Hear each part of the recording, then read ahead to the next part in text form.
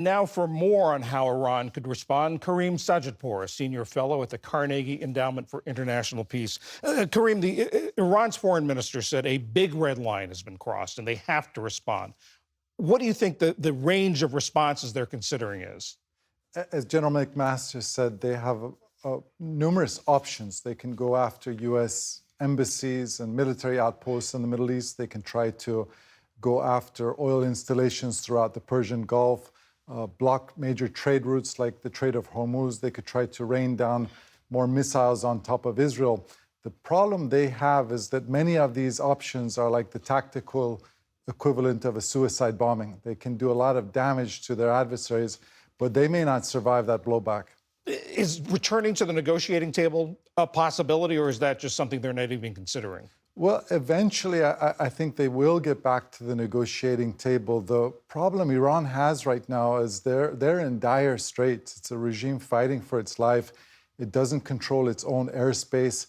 It's led by an 86-year-old supreme leader, limited cognitive and physical bandwidth. He's in a bunker. All of his top military commanders have been assassinated over the last 2 weeks. So the regime is in survival mode right now. You mentioned the top military commanders assassinated in the Israeli attacks. How is that affecting the decision-making or planning about a response? Well, you can only imagine how the chain of command has been disrupted. These men who were surrounding the leader for the last 3 decades, suddenly he woke up one day and most of them were eliminated. And then he doesn't know that those around him, who could potentially be compromised, on the Israeli or the American payroll. So he's one of the loneliest men in the world right now. Do you think he's in survival mode or is he in defiance mode? Well, in some ways it's both, because he is one of the longest serving dictators in the world. He's been ruling since 1989. So he has pretty good survival instincts. At the same time, his modus operandi has always been resistance, defiance. When you're being pressured, never compromise, because that will invite more pressure. So his survival instincts and his defiant instincts are in tension right now. Is there any sense of how the Iranian public is reacting to all of this? I think the Iranian public, in many ways, is torn because they're a very patriotic population. They love their nation, but many Iranians also hate their regime, and they blame the regime for consistently putting their ideological objectives ahead of the well-being of people.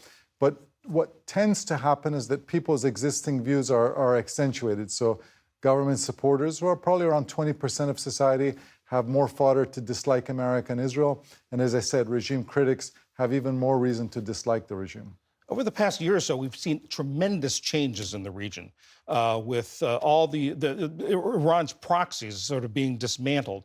What's the current dynamic in the region now? How does Iran stand? Where does Israel stand? Where does the U.S. stand? Well, after the U.S. invasion of Iraq in 2003, up until October 7th, 2023, when Hamas invaded Israel, in some ways we can look back and say that was the Iran era, Iran's axis of resistance era in the Middle East. They were dominating 5 Arab lands, Syria, Lebanon, Yemen, Iraq, and Gaza, through their proxy militias.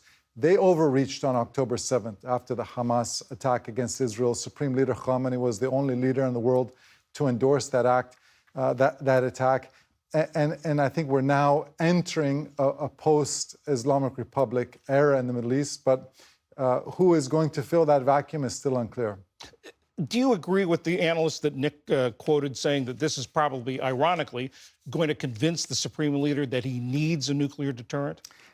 I don't think the leader is going to be around that much longer to make that decision.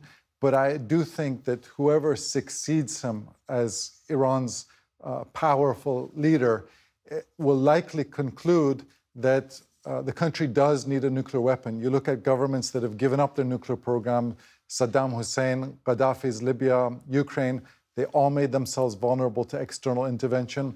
Who has a cloak of immunity? The North Koreans. Karim Sadjadpour, thank you very much. Thank you, John.